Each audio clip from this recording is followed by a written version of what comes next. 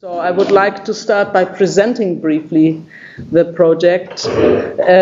First of all, it is an European Commission financed project. It is financed by Horizon 2020.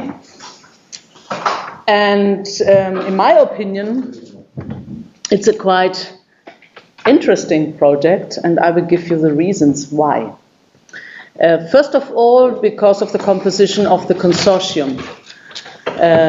We are 19 institutions, 10 from Latin America and the Caribbean, 9 from the European Union, working together, which in itself is an interesting exercise.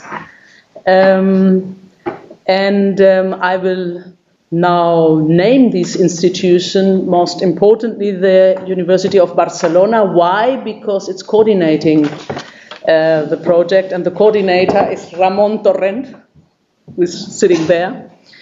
Then the Instituto Italo-Latinoamericano of Rome, Mecenas from Pilsen, Czech Republic, NWO, Netherlands Organisation for Wetenschap. Oh yeah, who have? Thank you. NWO. NWO, The Hague, Netherlands, the OEI, Organización de Estados Iberoamericanos para la Educación, la Ciencia y la Cultura, SAMUI, France, who has the technical organization, the Deutsche Zentrum für Luft- und Raumfahrt, Bonn, Germany, the Ibero-American Institute, the institute I'm working, and the Zentrum für Soziale Innovation, where Martina and Wolfgang are working, CSI Vienna.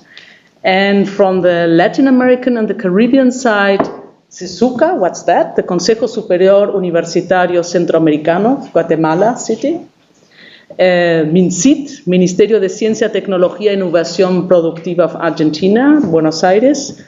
PUC, Pontificia Universidad Católica del Perú, Lima. CENESID, Secretaría Nacional de Ciencia y Tecnología, Quito, Ecuador. UBA, Universidad de Buenos Aires, Universidad de Chile, Santiago de Chile.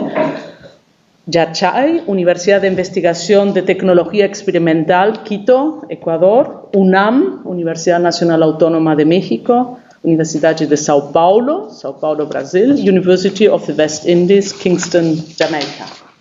So all of you who have listened carefully, you would not only see that this is a huge group, it's a nice crowd, but it's also one going beyond the classical actors in a European Union project. It's not only universities and non-university research institutions, also funding agencies, but it's quite interesting and I would say unique, and also bridging institutions like the OEI and the Italian Institute for Latin America.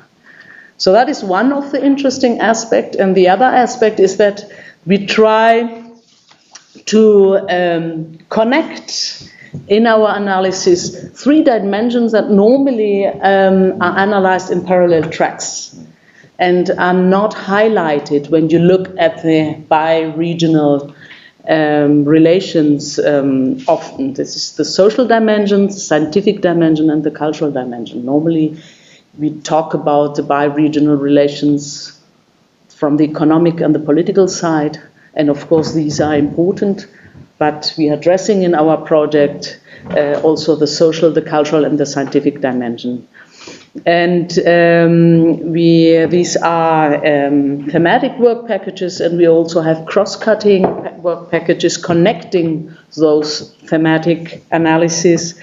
The Ibero-American Institute I'm representing, we are analyzing cross-cutting topics, mobility, inequality, diversity, sustainability. But we are also developing, this is another work package, a vision building process. Why? Because if you may have noted, EULAC-FOCUS, you have European Union, Latin America and the Caribbean, and you have FOCUS.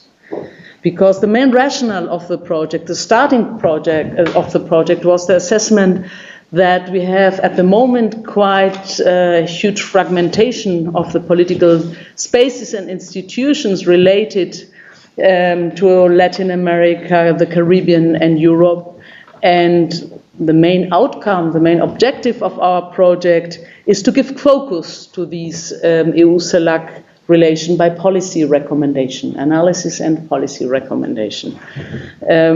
So that is to give you some insight on the design of the project. And there are many members, researchers involved in the project, so you can also ask them at the reception.